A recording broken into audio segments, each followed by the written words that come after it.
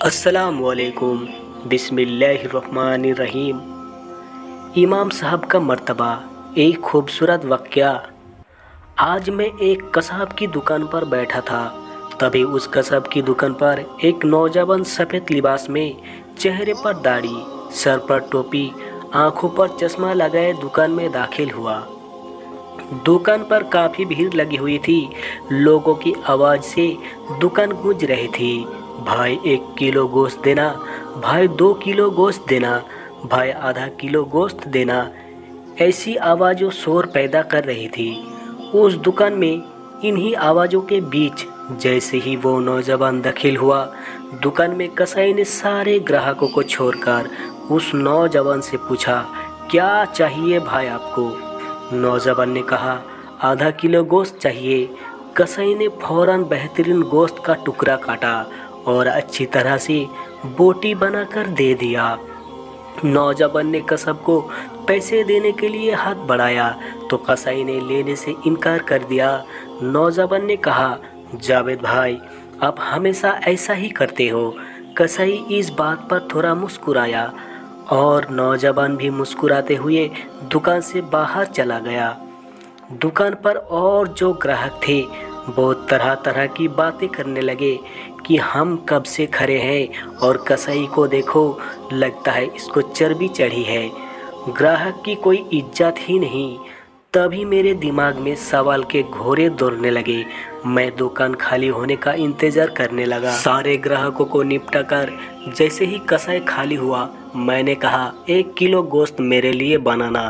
फिर मैंने कहा, अभी जो नौजवान आपकी दुकान से गोश्त लेकर गया है, क्या वह आपका कोई करीबी रिश्तेदार है या दोस्त है?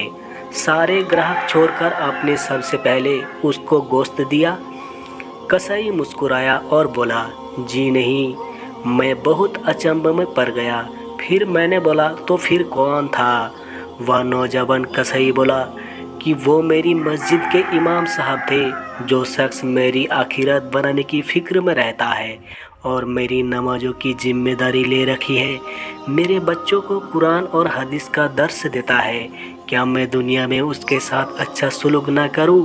मैंने कहा, ओह अच्छा, मगर तुमने पैसे क्यों नहीं लिए? कसाई फिर मुस्कुराया और बोला, क्या तुम्हें नहीं पता मस्जिदों के इमामों को क्या दिया जाता है?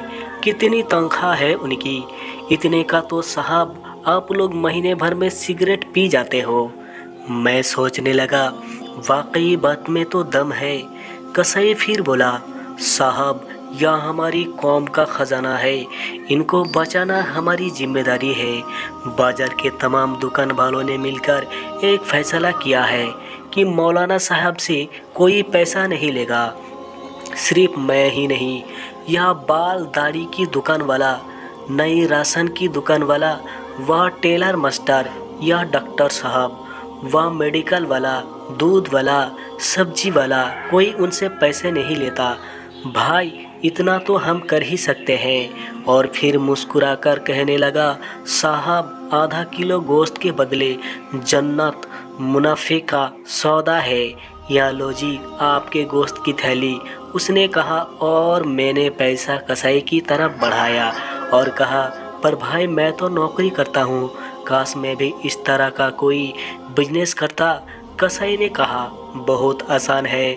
सामने वाली दुकान में मौलाना साहब ने अपनी साइकिल बनाने के लिए दिया है। दोस्तों, इस वीडियो से आपको क्या समझ आया कि हमारी मस्जिदों के इमाम साहब या मुअज्जिन साहब की तनख्वाह बहुत कम होती है। अक्सर देखा और सुना गया है कि कहीं कहीं पर इमाम साहब की इतनी कम तनख्वाह होती है कि उन अल्लाह के बंदों को अपने बच्चों का पेट पालना भी मुश्किल हो जाता है। तो दोस्तों, हम सबको चाहिए कि हमसे जितना हो सके हम उनकी मदद करें अल्लाह की रज़ा के लिए। आखिरकार वो भी तो हमारी मदद करते हैं, हमसे आखिरत की तैयारी करवाते हैं, हमें नमाज पढ़ाते हैं। इसीलिए हमारा भी ये फ़र्ज़ बनता है कि हम अल्लाह के ऐसे नेक बंदों की ज़्यादा से ज़्यादा मदद करें। प्यारे दोस्तों, अगर आप लोगों को हमारी ये कहानी पसंद आई हो और अगर आपको इस कहानी से कुछ इल्म हासिल हुआ हो तो इस कहानी की वीडियो को लाइक शेयर करें اور اسی طرح کی اسلامی ویڈیو اور سننے کے لیے ہمارے اس چینل کو سبسکرائب کریں۔ ملتے ہیں کئی دوسری اور کہانی کی ویڈیو میں، تب تک کے لیے اجازت دیں۔ شکریہ۔